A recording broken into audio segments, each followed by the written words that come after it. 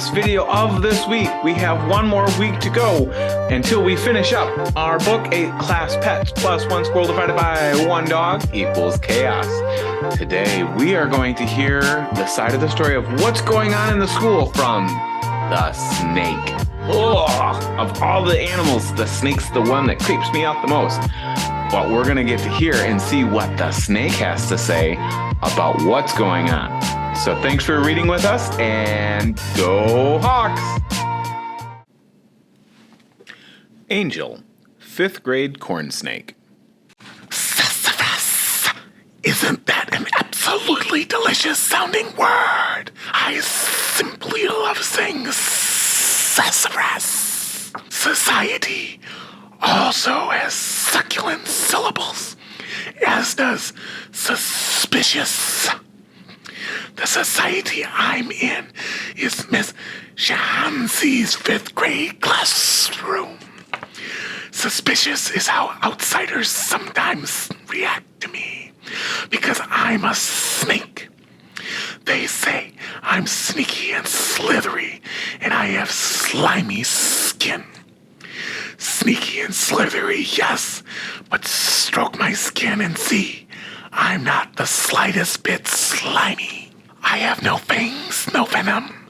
I am simply orange and black and a red corn snake, as long as a 5th grader is tall. Miss Shahansi's syllabus is history. Sassafras. History is such an interesting subject, besides being an amusing thing for a snake to say. History. After classes, I'm somewhat solitary. A squirrel sometimes peeks into the window, but he slinks down again as soon as he spies on me. Doesn't he know he too is substantial and a mouthful for a snake, my size to swallow? Only once a week I sup, mostly on the frozen mice supplied by Miss Shansi. 6 out of 7 days I could be safe associated to all the other class pets, including the albino rat, who sometimes scurries past my doorway, fast, as though suspecting I would feast on him. It must be nice to have sensitive fingers to unfasten one's cell as one wishes and explore the school's silent halls. So I was pleased one after-school afternoon when a ruckus spilled down the hall and into Miss Shansi's classroom. My tongue tasted a shift in the atmosphere. The squirrel and rat burst into the scene, along with a hamster, another excellent word, and the rabbit. From the hall came the sounds of a dog snarling, "Leave me alone! This has nothing to do with you!" While a parrot squawked, "Ole, ole, keep away!" In the classroom, the hamster saw me and squeaked, "Yikes! This is the 5th grade, where the snake lives! Snake equals danger!" The squirrel tried to skedaddle and shoved the rabbit who stood betwixt him and the door. But the rabbit snapped, "The snake's locked up, but the dog isn't. You're safer in here."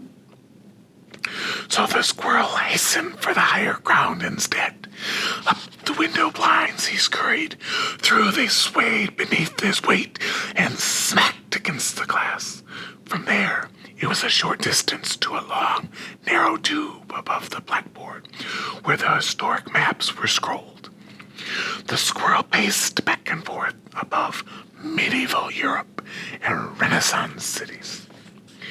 From the hallway, we caught the occasional glimpses of the dog as he sprinted from classroom to classroom, trying to escape the parrot's beak. For some reason, I could not discern the dog was towing a fish tank on a pushcart, and from a slight distance, a sociable but slow-moving voice called down the hall, "Hey guys, don't move so fast." In Miss Shansi's classroom, a nervous hamster ran around in circles and said, "The turtle carries her shell around for her protection. Protection against dogs. Protection against snakes. Could we make some sort of shelf or Twitch? The rabbit was looking at the shelves where Miss Shanzi keeps my supplies, including the large, lidless snake transport box. The rabbit suggested. Or a shell to cover the dog. I deciphered the rabbit's scheme. I myself do not like dogs who snip and snarl and sometimes eat poor harmless snakes like me, who has no poison to protect himself. So I said I could help. The squirrel had misstepped and was dangling from the cord that lowers the map. How? He asked. By eating me before the dog has a chance to? I've had my frozen mouse this week, I said. My stomach is satisfied until Tuesday, they all said. Yeek. Set me free, I said. I'll distract the dog while some of you push the snake transport box off the shelf. Time just right. It should tip over on him and hold him safe from eating any of us. I would never be so discourteous as to snack on schoolmates, except perhaps on Tuesday. Besides, history teaches us we are stronger with allies. Allies? The rat repeated. Like the fish in a school. Trust, I encouraged him. The rat, fearless, steadfast rat, scurried to my enclosure and shoved that screen aside. Just then, the dog ran in, still attached to his cart and snarling. Where's that less than the squirrel? The squirrel tried to scamper back up the cord, unscrolling Renaissance cities, till Florence was on the floor. The blue and gold macaw flew into the classroom and squawked. Senor Dog's on the loose, so move your caboose. Everyone to your places, pretend you're at the races. No one told the bird her meter was off. I slithered onto the floor. Seeing me, the dog scuttled in reverse. If he could have scaled up the fish cart, I suspect he would have.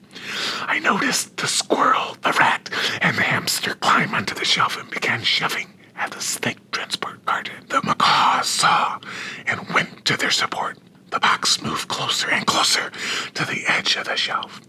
I hissed, posing as ferocious, causing the dog to back up even closer and closer to the overhanging shelf. The rabbit thumped her back leg on the vibration of the last assistance that suspended receptacle needed. Over the edge, snake transport tipped, showering pine shavings on all.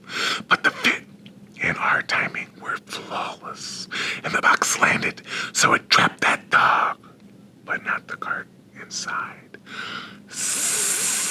Sassafras, I said.